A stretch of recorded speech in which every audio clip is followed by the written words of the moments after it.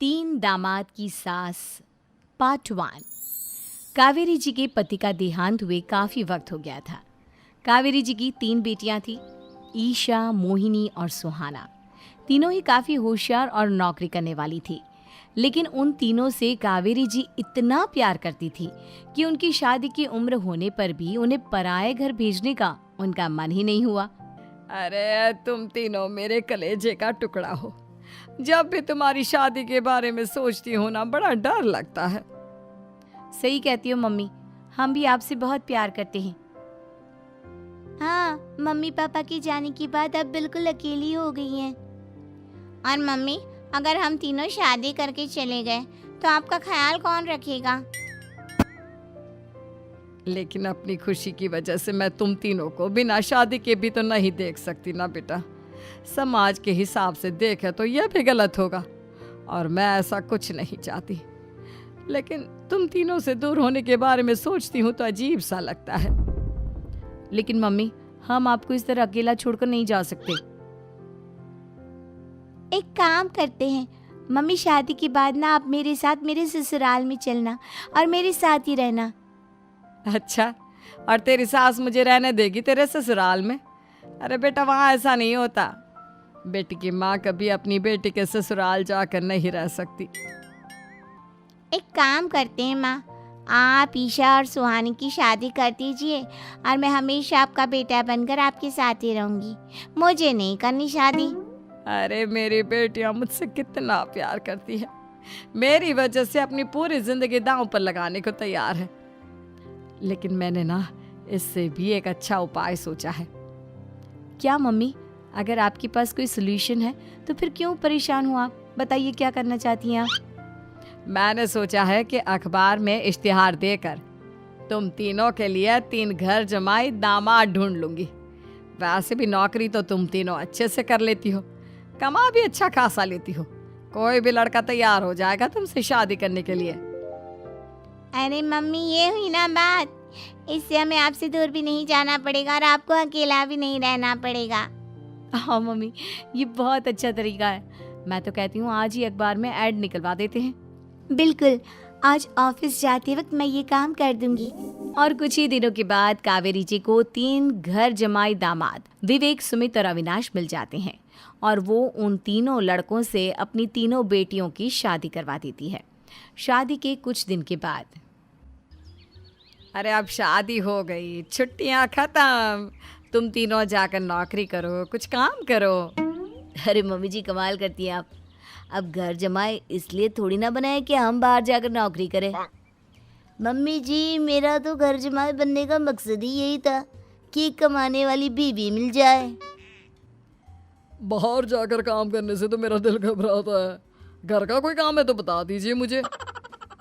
अगर ऐसी बात है तो शाम का खाना बनाओ। मेरी बेटियां नौकरी से थकी हारी आती है, अब नौकरी नहीं कर सकते तो कोई बात नहीं, घर का काम करो तुम लोग। मैं तो घर का काम करने में बहुत खुश हूँ, बस ये बाहर धूप में निकलना, रास्ते में जाना, नौकरी करना, ये सब मुझसे नहीं होता। बिल्कुल ठीक कह रहा है सुमित। अरे गर्मी में, बारिश में, सर्दी में घर से निकल कर जाना और उधर बॉस की चिक चिक सुनना, इससे बढ़िया तो यह है कि मैं घर में झाड़ू पोछा कर लूँ। ठीक है, फिर तुम झाड़ू पोछा करना। अविनाश शाम का खाना बनाएगा और विवेक तुम सुबह का नाश्ता और खाना बनाओगे। मेरे तीनों दामाद घर संभालेंगे और बेटियां नौकरी करेंगी। अगले दिन सुबह के वक्त, मम्मी मुझे ऑफिस के लिए देर हो रही है, नाश्ता चाहिए। अरे उस विवेक से कहा तो था कि सुबह का नाश्ता उसे उठकर बनाना है। अभी जाकर देखती हूँ क्या कर रहा है विवेक। अभी तक सोया हुआ है क्या? सुबह के 10 बज गए हैं। सोने दीजिए ना मम्मी जी, क्या हमेशा हिटलर की तरह हाथ में डंडा लेकर खड़ी रहती हैं। मैंने कहा सीधे उठकर खड़े हो जाओ और जाकर नाश्ता बनाओ। लेकिन मम्मी जी, बिस्तर में से निकलते ही कोई नाश्ता कैसे बनाएगा? 2 मिनट, वॉशरूम जाकर आता हूँ। बिल्कुल नहीं, सीधे रसोई में पहुंचो, मेरी बेटी को ऑफिस जाने में देर हो रही है। कुछ देर के बाद, हे भगवान, दोपहर के 12 बजे हैं लेकिन घर इतना गंदा पड़ा है। सुमित से कहा था मैंने समय पर झाड़ू पोछा कर देना। सुमित, कहाँ हो तुम? क्या हुआ मम्मी जी? सुबह की चाय तो पीने दीजिए। आप भी हद करती हैं, चिल्लाती ही रहती है। ये सुबह की चाय है या दोपहर की चाय? अगर तुम 12 बजे उठकर सुबह की चाय पियोगे तो क्या शाम का खाना रात के 3 बजे खाओगे? मम्मी जी चिल्लाइए मत, बताइए बात क्या है? अरे 12 बज चुके हैं, अभी तक झाड़ू पोछा नहीं हुआ। घर में देखो कितनी गंदगी है। अच्छा, तो आप इसलिए परेशान हैं। वो क्या है ना मम्मी जी, आज मेरे हाथ में दर्द हो रहा है। रात को उल्टी करवट से सो गया था, हाथ हिलाया भी नहीं जा रहा। कौन से हाथ में दर्द है दामाद जी? इस सीधे हाथ में मम्मी जी, हाथ हिल भी नहीं रहा है। विवेक, सुन लिया तुमने? सुमित के हाथ में इतना दर्द है कि बेचारे का हाथ भी नहीं हिल रहा। आज तो ये खाना भी नहीं खा पाएगा, तो एक जन का खाना कम ही बनाना। ठीक है मम्मी जी। अरे नहीं मम्मी जी, मेरे कहने का मतलब वो नहीं था। मेरा मतलब है खाना तो खाऊंगा ना। अरे लेकिन कैसे? हाथ तो हिल भी नहीं रहा है। अरे मम्मी जी, आपको ना किसी जेल में जेलर होना चाहिए था। बेकार में हमारी सास बनकर जिंदगी खराब कर रही हैं। अरे लगाता हूँ पोछा। एक बेचारा घर जमाई और कर भी क्या सकता है।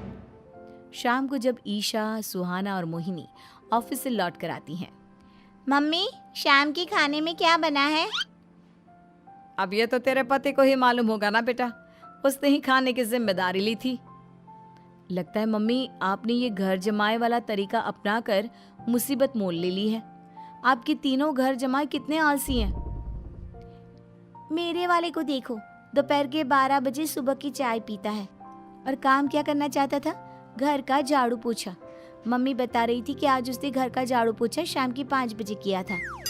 अब क्या बताऊं बेटा, सुबह से हाथ दर्द का बहाना करके बैठ गया था। कहता है हाथ में बहुत दर्द हो रहा है, हिला भी नहीं जा रहा। सब बहाने मम्मी। ये तीनों घर जमाए मिलकर ना बस बैठकर खाना खाना चाहते हैं, काम धाम तो बिल्कुल नहीं करना चाहते।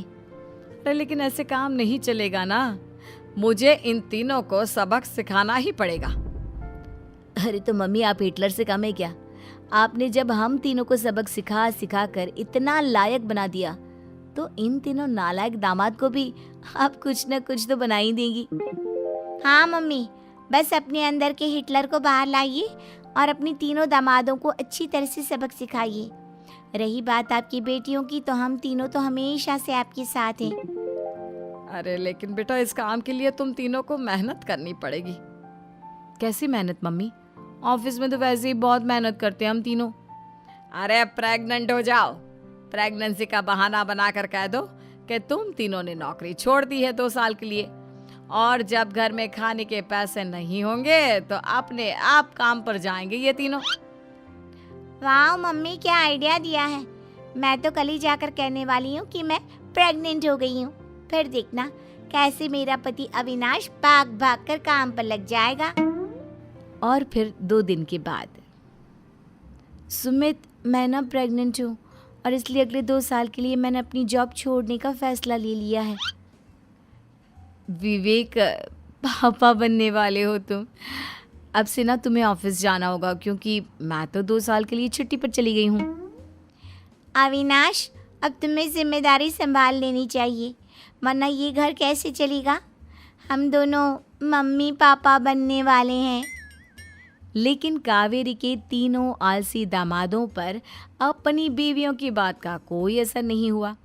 धीरे धीरे कावेरी जी को चिंता होने लगी, क्योंकि उनके प्लान के हिसाब से तीनों बेटियों ने ऑफिस जाना बंद कर दिया था। आखिर क्या तरीका अपनाएंगी कावेरी अपने आलसी दामादों को काम करना सिखाने के लिए? जानने के लिए सुनिए इस कहानी का पार्ट 2।